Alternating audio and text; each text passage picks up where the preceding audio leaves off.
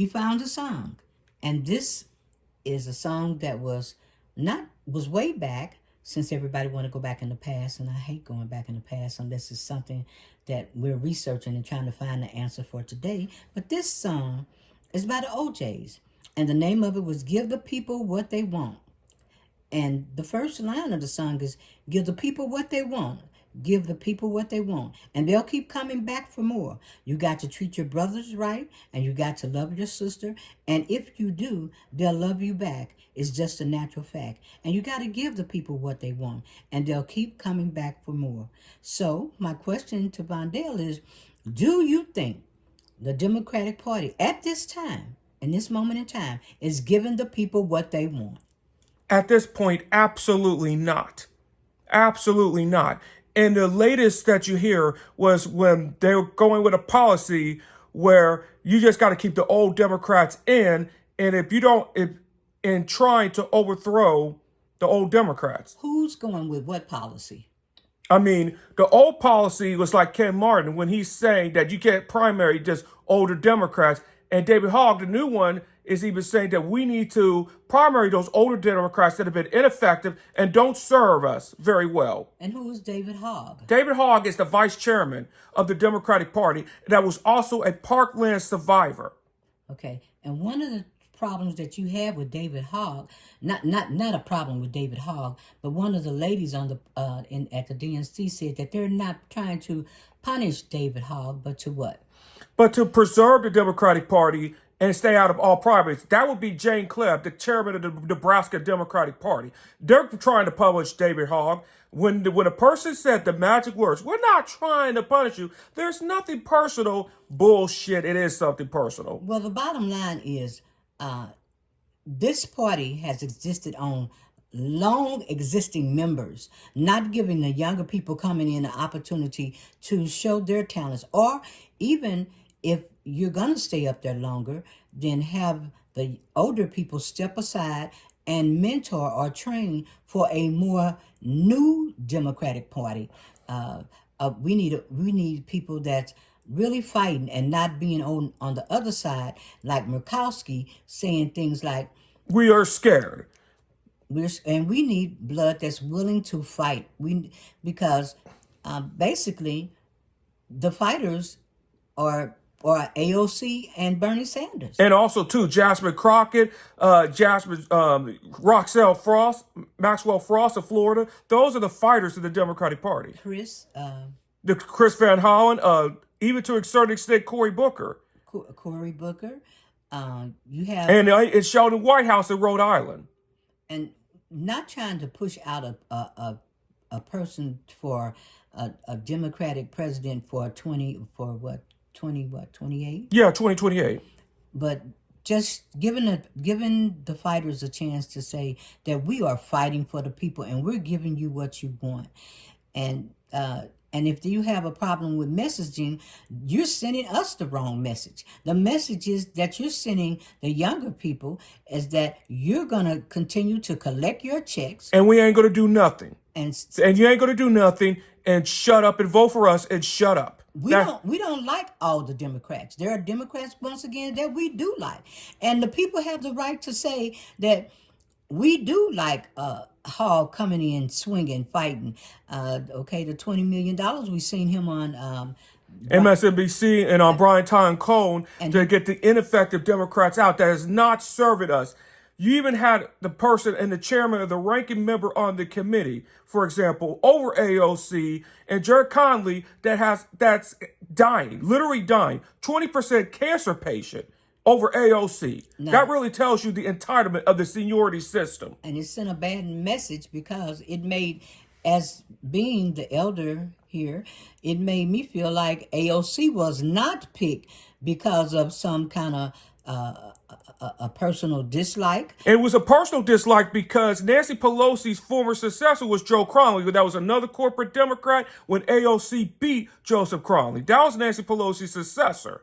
Well, It's personal. well, whether and I kind of felt like give this young lady a chance to rise up and take this. She's doing a good job out there, her and Bernie, and they need to have the spotlight on them, and more Democrats need to step in and join with them. Basically, the people are tired of what the Democrats are showing now. This is a different war. This is a different fight, and we need younger people to fight and say that this is our life moving forward. This is not, and really, basically, right now, is not a Democrat or a Republican war. It's a everybody's war. Anytime somebody trying to disappear you, and if you're sitting up there and you can't decide on economics or between Kilmore Abrego Garcia, that's sad because what you need to know or hear from the people is if you can't get on board with Kilmore Abrego Garcia, you're saying that you can't get on board with the other Venezuelans that are coming up missing, and court orders have been defied by the president, also by Bondi and But Marco Stephen, Rubio, and if you don't think it's happening, you need to go over there and take a shot at Andrew Weissman's his Substack, because people need to know what's going on. And so the Democrats, if you're trying to pick and choose these battles are everybody is in danger. Everybody is at risk. We all should be standing together and fighting for our rights, for our constitutional right, our rights of due process. And this is where you're making this mistake. once you have no due process, there won't be no economy. There won't be no money if you don't have no due process. It goes hand in hand.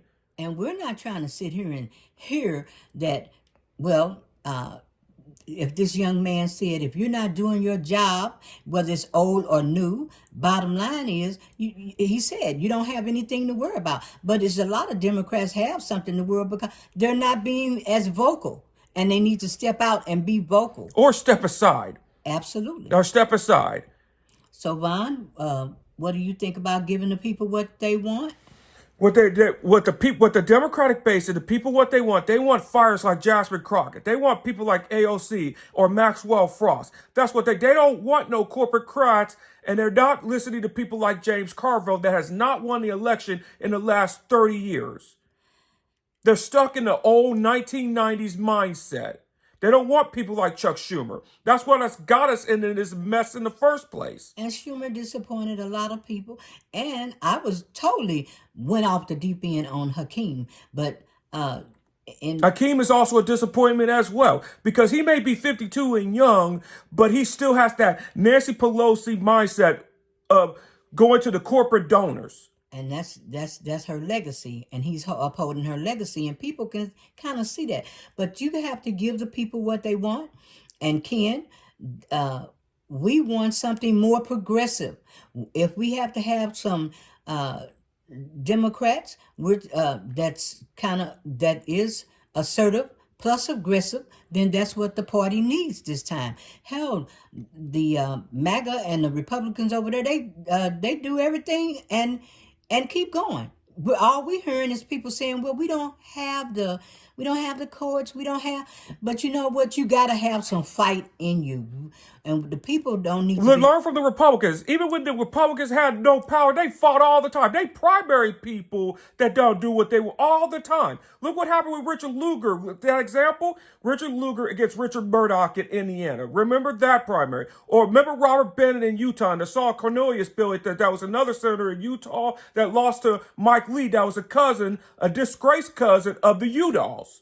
Remember that. So basically what we're saying is, it is time, in this moment in time now, to have younger people that can hold that office, that is willing to even pass their